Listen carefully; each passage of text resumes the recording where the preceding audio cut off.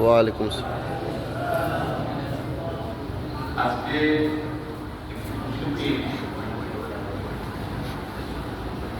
আমার বাবা এখানে মসজিদ এবং মাদ্রাসা যে নিয়ত নিয়ে করেছিলেন তা প্রতিষ্ঠা হয়েছে এবং এই এলাকার সকলের সহযোগিতায় এই প্রতিষ্ঠানটি চলছে এবং চলবে।